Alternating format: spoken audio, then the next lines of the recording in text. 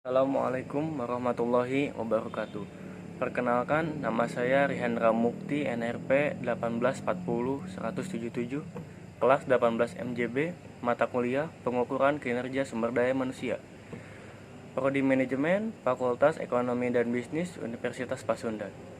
Di sini saya akan menjawab beberapa pertanyaan yang telah disediakan di soal ujian, yaitu nomor 3 pertanyaannya, jelaskan mengapa evaluasi atau pengukuran kinerja sumber daya manusia penting dalam mengelola sumber daya manusia di perusahaan. Nah, karena setiap perusahaan pasti membutuhkan yang namanya evaluasi kerja ataupun pengukuran kinerja sumber daya manusia. Karena dengan adanya itu, perusahaan akan meningkatkan kualitasnya gitu. Nah, dengan adanya penilaian kinerja atau evaluasi kerja, kita akan mengetahui kualitas para karyawan kita gitu, atau para karyawannya. Nah, baik buruknya pun akan terlihat dalam pengukuran kinerja nanti gitu. Sehingga manajer dapat membuat keputusan untuk perusahaan di masa yang akan datang. Harus seperti apakah perusahaan ini agar lebih berkembang lagi gitu. Nah, contohnya seperti ini. Misalkan di tahun ini perusahaan mempunyai target untuk karyawan bagian marketing. Contohnya targetnya yaitu penjualan 100 juta per tahun untuk karyawannya. Nah, ternyata 70% dari karyawan tersebut mencapai target. Maka dari itu perusahaan bisa dibilang cukup baik gitu. Karyawannya terbilang cukup baik telah mencapai target tersebut.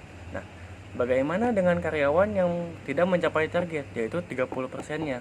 Nah, maka perusahaan wajib melakukan beberapa metode untuk meningkatkan keterampilan tersebut gitu.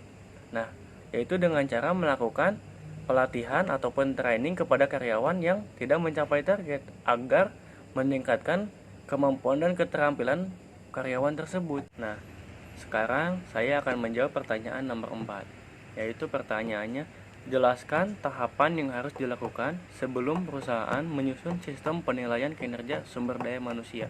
Nah, di sini saya akan menjawab, yaitu ada 4. Pertama yaitu penentuan sasaran. Nah, sebelum kita melakukan penilaian kinerja, kita harus mengetahui sasaran mana yang akan kita nilai, mau staff, sales ataupun supervisor.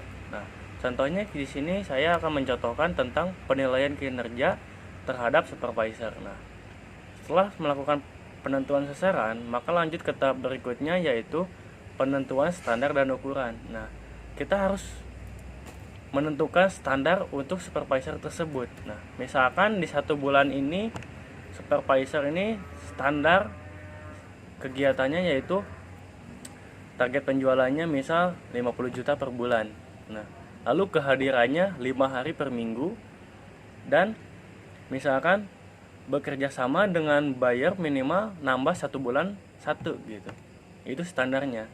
Nah, lalu setelah menentukan standar, lanjut ke penentuan metode dan pelaksanaan penilaian. Nah, bagaimana standar tersebut bisa diketahui dilakukan oleh SPP tersebut, yaitu dengan beberapa metode. Metodenya yaitu yang saya contohkan, yaitu metode checklist. Nah, jadi kita menceklis, misalkan si SPP ini menjalankan kegiatannya di hari Senin, maka dia harus absen melalui data yang telah disediakan, lalu dia menceklis data tersebut. Lalu ketika dia ingin, misalkan SPP itu mendatangi toko-toko, nah setiap dia datang ke toko tersebut, maka dia harus menceklis data tersebut atau memfotonya lalu membagikan ke grup gitu. Nah, setelah melakukan metode tersebut, maka akan mengetahui hasilnya. Nah, setelah mengetahui hasilnya, lakukanlah evaluasi penilaian. Nah, evaluasi penilaian ini yaitu untuk menilai seberapa baik karyawan tersebut telah melaksanakan tugasnya gitu.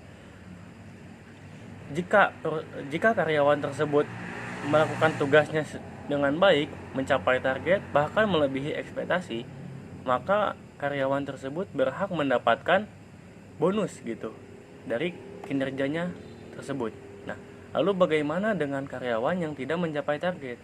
Maka dia wajib kena teguran gitu. Bisa SP ataupun dengan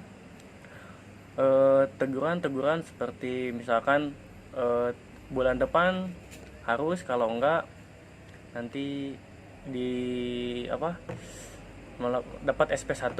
Nah, itu untuk jawaban nomor 4. Sekian jawaban dari saya. Terima kasih. Assalamualaikum warahmatullahi wabarakatuh.